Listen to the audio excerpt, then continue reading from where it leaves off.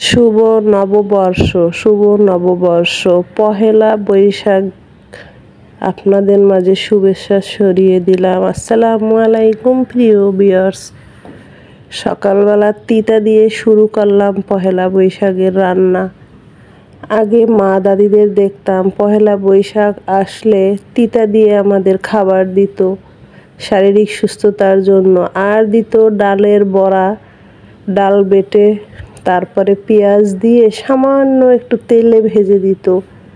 আর কতটা স্বাস্থ্যসম্মত ছিল সেই খাবারগুলো কি বলবো। আর সঙ্গে আলুর ভর্তা দিত, একটু ডিমের ভুনা দিত। সব কিছু মিলিয়ে আমাদের পহেলা বৈশাখ ছোটোবেলায় এরকম ছিল। আবার টক জাতীয় খাবার দিত, বিভিন্ন রকম শাক সেদ্ধ করে হালকা টক মিলিয়ে খেতে দিত। এই ছিল আমাদের পহেলা বৈশাখ। আর এখন কালের বিবর্তনে যা হয়েছে তা তো আপনারাই জানেন, কি বলবো। তো আজ আমি পহেলা বৈশাখ উপলক্ষে মা দাদির মতো তিতা, ডিম, বড়া, ভর্তা দিয়ে শুরু করলাম। আর পরিবারের অন্যান্য সদস্যর জন্য একটু মুরগি করতেছি।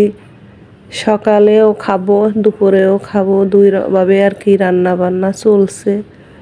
এই তো মশলাপাতি দিয়ে মুরগি মাখিয়ে রান্না করে গায়ে মাখা ঝোল করছি।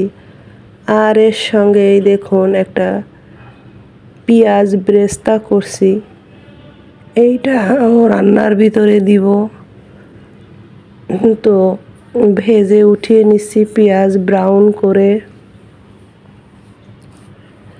আর এর সঙ্গে ছোট মাছের চচ্চড়ি করছি, বরিশালের ঐতিহ্যবাহী দগরি মাছ, একদম পোড়া পোড়া যাকে বলে, ড্রাই পোড়া।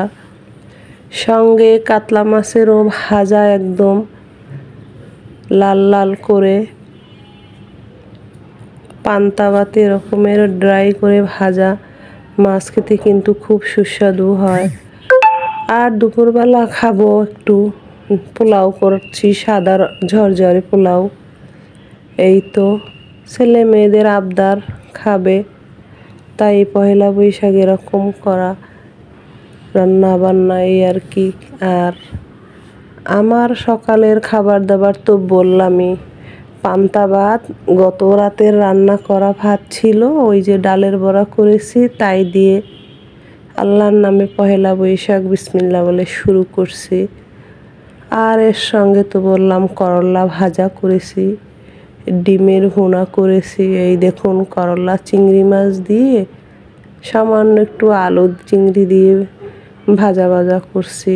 পান্তা ভাতে করলা দিয়ে খেতে কিন্তু দারুণ লাগে, যারা খায় তারাই জানে। আর এর সঙ্গে লেবু নিয়ে নেব পান্তা ভাতের সঙ্গে, একটু টক টক হবে, কারণ আমি টক রান্না করিনি, তাই লেবু চিপড়ে নিলাম।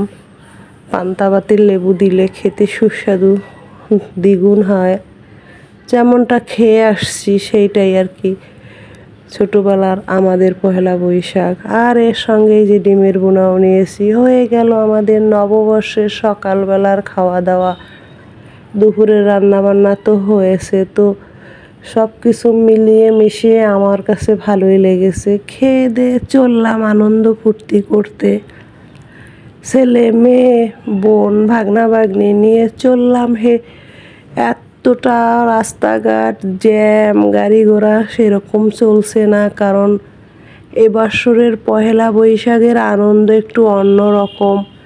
ওই যে বললাম ছোটোবেলার যেমন খাওয়াটা খেয়ে নিয়েছি, আজ নেই পান্তায় কোনো ইলিশ, তেমন রাস্তাঘাটেও সেই রকম গ্রাম বাংলার ঐতিহ্যবাহী পহেলা বৈশাখের ছোঁয়া বসেছে। চলছে ঘোড়ার গাড়ি, চলছে মানুষের আনাগোনা পায়ে হেঁটে। আর ছোটোবেলার ঐতিহ্য ঢোল বাঁশি খেলনা ফুল মালা, একটা আনন্দমুখর একদম সেই সাবেকি পদ্ধতিতে বৈশাখী উৎসব চলছে। কিছু দূর গাড়ি দিয়ে যাওয়ার পরে পায়ে হাঁটতে হয়েছে। শুধু ঢাকা শহরের একটা স্থান নয়, আনাচে কানাচে প্রতিটা জায়গায় এরকম। সংসদ ভবনের সামনে এটা কনসার্ট হইতেছে গানের।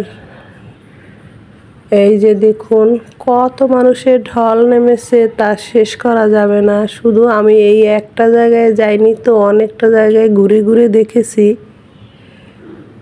ভালো লেগেছে। এতটা আনন্দমুখর পরিবেশে পয়লা বৈশাখ ঢাকায় আর কখনো করতে পারিনি, চাইলেও সব জায়গায় ঢুকতে পারিনি। এবছর সব জায়গায় একদম গ্রাম বাংলার ছোঁয়া পেয়েছি।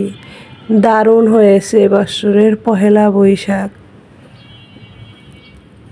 দল রাজনীতি এইসবের কোনো কথা বলবো না, আমরা যেরকম আনন্দ করছি সেরকম পেয়েছি। দেখুন এই ঢোল, বাঁশি, খেলনা, কত রকমের আনন্দ ছোটবেলায় ছিল সেই রকমটাই পেয়েছি।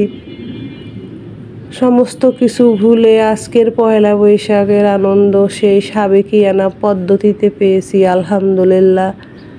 এমনটাই চাই আমরা বারবার। রাস্তায় কত রকম পরশা বসেছে খাওয়াবার দাবারের, দেখুন আমাদের মা মেয়ের চিত্র। আমরা হাঁটতে হাঁটতে হয়রানি হয়ে গেছি, তবুও ভালো লাগছে। এই দেখুন ওই যে সামনে কত লোক, তা কি বলবো, হাত নাড়িয়ে সবাই সবাইকে শুভেচ্ছা জানাচ্ছে আর গান শুনছে। আনন্দটা একদম ভরে গেছে। সকালবেলা তিতা দিয়ে শুরু করলেও একদম রাত অবধি খুবই আনন্দময় হয়েছে আমাদের, এই আর কি। আপনারা অবশ্যই যে যার জায়গার থেকে যেমনটা পেরেছেন আনন্দ উপভোগ করেছেন।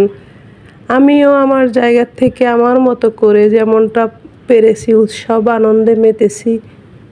আপনাদের সকল দুঃখ ভুল সব কিছু পিছনে ফেলে সামনের দিনটি আসছে বৎসর অবধি একদম খুব সুন্দরভাবে কাটান, সেই প্রত্যাশা আমার পক্ষ থেকে। ঘুরতে ঘুরতে একদম ক্লান্ত হয়ে যাচ্ছি, এতটা মানুষ ভিড় ঠেলে চলে যাচ্ছি এবার রবীন্দ্র সরোবরে যাওয়ার আগ মুহূর্ত দেখুন রঙিন সাজে সাজিয়েছে পথচারীদের জন্য। এইখান থেকে আমরা চলে যাব, আর এইখানেও আশেপাশের রোডগুলো সব বন্ধ করে দিয়েছে। অল্প একটু রিক্সা যোগে যাব, তারপরে পায়ে হেঁটে আবার চলবো। এখানেও একই অবস্থা, কি আর করার, আনন্দ বলে কথা, তাই যেতে তো হবেই। এই দেখুন এখানেও গান চলছে, কত লোক।